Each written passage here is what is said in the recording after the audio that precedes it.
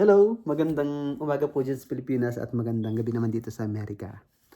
So, wala po akong masyadong ginagawa, kaya gusto ko lang mag-share kasi ang dami nag-i-inquire sa akin, nagtatanong kung ano yung agency ko, bakit ako naging special education teacher dito sa Amerika kung ako naman po ay BE-Ed graduate or elementary teacher sa Pilipinas. So, tama po yun. I've been teaching in the Philippines for 11 years.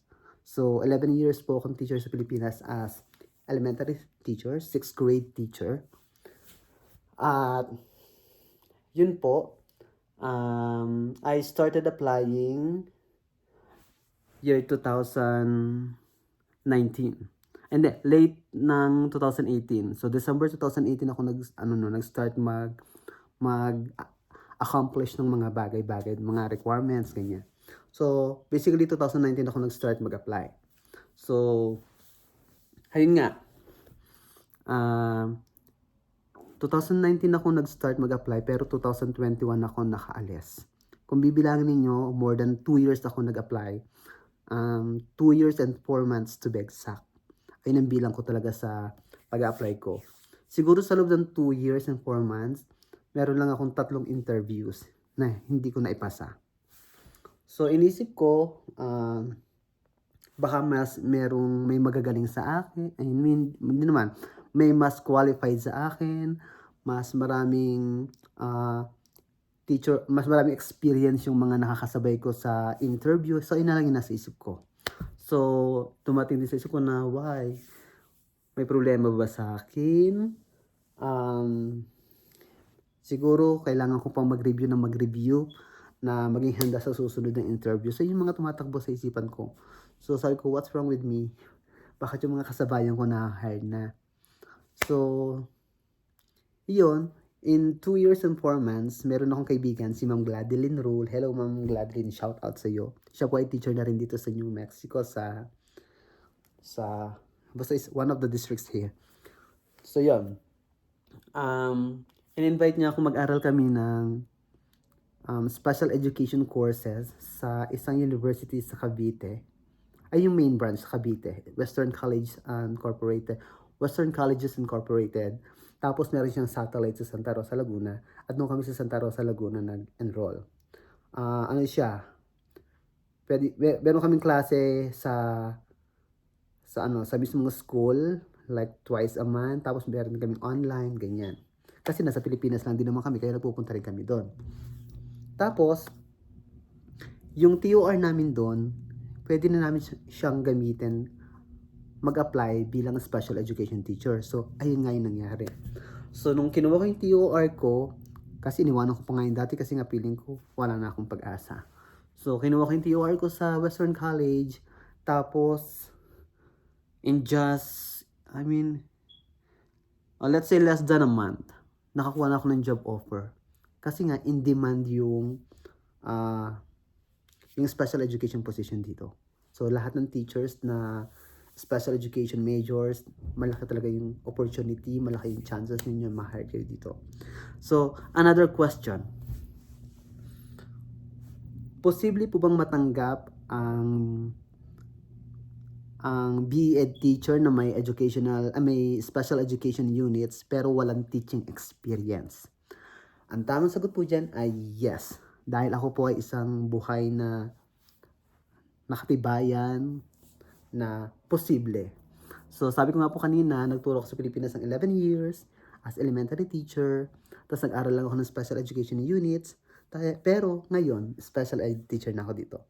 So, this is my third school year. So, anong ginawa ko? Kasi ganito po yung mga ma'am. Dito sa Amerika, one of the disabilities ng special ed program na kinikater namin ay Specific Learning Disability or SLD. Specific Learning Disability. So, yung mga estudyante namin under this disability ay yung mga batang ini-intervention lang natin sa Pilipinas. Binibigyan ng intervention. Tulad ng mga non-readers, slow learners, non-numerates, mahina ang comprehension skills. Di ba sa Pilipinas, sa public, Meron tayong mga intervention program. So yung mga estudyanteng tinuturuan natin magbasa, magsulat, mag-compute ng math, sila yung mga estudyanteng kinikater ko dito sa Specific Learning Disabilities America. So ibig sabihin, meron talaga tayong teaching experience handling students under SLD or Specific Learning Disability. Ay sir, anong patunay mo na ikaw ay talaga may teaching experience? So ang ginawa ko noon sa schools ko, doon sa akin teaching certificate or I mean verification of teaching cert BOE. Verification of employment or teaching certificate. Humingi ako sa mga private school na pinagturuan ko sa Casa del Niño, sa San Ildefonso College at saka sa school ko sa public, sa Bugarin Elementary School. So, doon sa aking papel na pinapirmahan sa bawat school, pinalagay ko doon na elementary teacher ako / inclusive education teacher. So, ibig sabihin nun na ikaw ay elementary teacher at the same time, exposed ka din sa mga estudyante na under SLD. Inclusive education teacher ang pinalagay ko din doon. Ngayon, sa interview, so syempre, kung nag-a-apply ka as a special education teacher, so kailangan mo sabihin sa interview na you have the experience. So sinabi ko yon. Ano ba, tinanong nila ako na, do you have experience handling students with disabilities? Sinabi ko, yes. Sinabi ko lang yung totoo na most of my students here in the Philippines or in my 6th grade students, most of them are like slow learners, non-numerates, with low comprehension skills. So, I'm teaching them. Parang ganon. So, doon, yung pagtuturo mo ng mga slow learners or non-readers or non-numerates, experience mo na yun as a special education teacher. So, meron kang experience. Hindi lang talaga na-normalize sa Pilipinas. Kasi sa Pilipinas or sa public school natin, sa district natin, isa lang yung school na may SPED. O kaya 2 o 3. Kasi nung time namin, isa lang. Pero nung umalis ako, nagkaroon yung school namin. Tapos yung isa pang school. So, kumbaga, hindi naman lahat kasi ng special children ay nakikater ng buong district. So, yun nga sabi ko, yung mga batang slow learners, under na siya ng specific learning disability. So, meron kayong experience. So, yun po yung nga ginawa ko noon. So, syempre sa interview lang, talagang iparamdam mo lang na you have the experience, you are exposed with students with this kind of disability, yung mga slow learners natin. So, yun. Pero ang naging susi ko talaga ay, kung kayo ay merong TOR ng special education units, kahit hindi kayo tapos, basta meron kayong papakitang TOR, 12 units man yan. Kasi marami akong kakilala na nag-aral lang dito sa pinag-aralan ko, 12 units pa lang yung nakukuha nila pero hired na sila. English teacher siya, pero hindi siya magkaroon ng opportunity na ma-interview kung siya ng special education unit. Sa pinag-aralan ko, ni-refer ko lang. Tapos na siya ng person 12 units na hired siya as SPED teacher. Hi, Moon Larnie. She is now teaching in Texas. Tapos naman si Sir Christian. Yan. Sir Christian naging estudyante ko siya rin sa SPED kasi. Tapos, kumuha din siya ng units. Social studies major siya. Tapos, ngayon, SPED teacher na siya saan ba si teacher? Sa North Dakota ata. Nakalimutan ko. So, doon siya na-hire. So, marami na kami na natanggap dito na special education teachers na kami ngayon dahil lamang sa bridging course na ino-offer ng Western College. Napaka-manageable siya sa mga teachers na busy kasi mga estudyante dyan, mga public school teachers, private school teachers sa Pilipinas at saka mga teachers na dito sa US. So, ano pang hinihintay nyo? Kung sa tingin nyo mabagal yung takbo ng application ninyo sa mga major ninyo, o edi try ninyo kumuha ng special education units. Malay nyo naman. Ayun ang inyong susi tulad ko.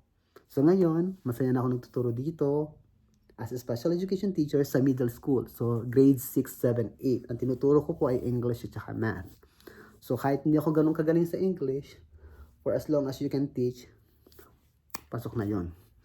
Sa math naman, nakakaaral naman ng mga bagay-bagay, kaya wag kayong mag-alala. So, ano ba yung setup ng special education teacher? So, ako, SPED resource teacher ako dito. So, nagpo-push in lang ako, nagpo-pull out. So, iba naman yung position ng self-contained, yung ikaw talaga mag-handle ng special ed na students in one classroom. So, iba naman yun. So, ako, SPED teacher lang ako na resource. So, yun lang po. At sa totoo lang, mas maginhawang buhay ng mga special ed teachers kumpara sa mga regular teachers. Kaya marami akong kakilala na kaibigan dito na teachers sila sa US, nag-aaral sila ng SPED para mag-ship or mag-move sa special ed program para ano lang, maginhawa lang ng buhay. So yun lang po, muli kung gusto ninyong bumilis ng takbo ng application ninyo sa Amerika, mag-earn kayo ng special education units. Highly recommended ang Western Colleges Incorporated sa Naik Cavite na meron satellite sa Santa Rosa. So, kung gusto nyo mag-enroll na kayo kasi hanggang Sabado na lang. So, yun lamang po. Bye-bye. Sana po ay may nakuha kayong kaalaman.